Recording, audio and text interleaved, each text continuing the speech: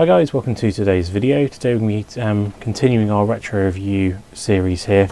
We have got with us today the Canon 1D Mark II N. So this is the latest camera I've purchased for the collection, the N model. We've also got the 1D Mark II to compare it against and see what the difference is.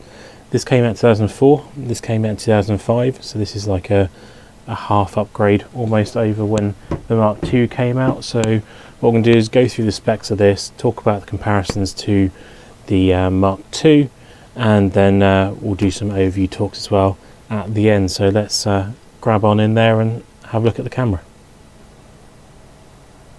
So here we have the Mark II N and the Mark II. As you can see by form factor and shape themselves, they're pretty much identical. The body's identical where the button locations are.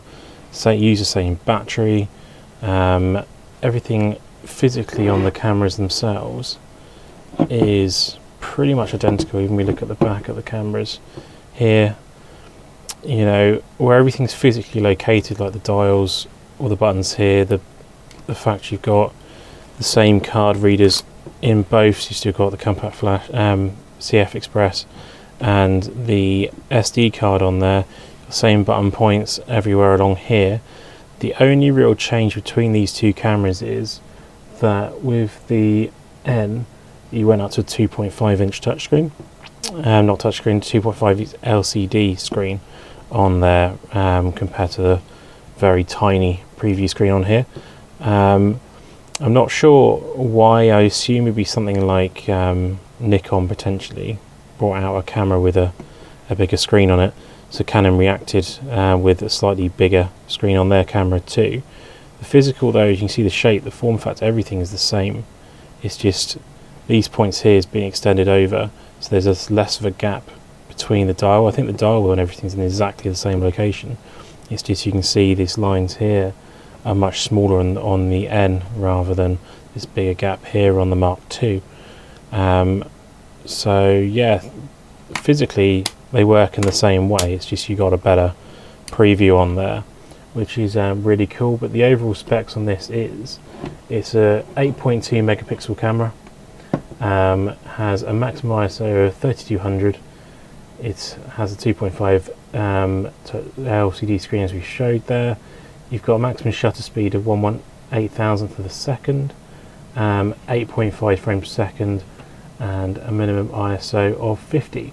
So as I say, the spec itself is exactly the same spec sheet as what's on here. It's just that screen. This came out in 2004, this came out in 2005, so it's a little bit sad for anyone who bought this in 2004 and did you buy this in 2004 and then Canon released that in 2005 and you're like, oh, good, thanks.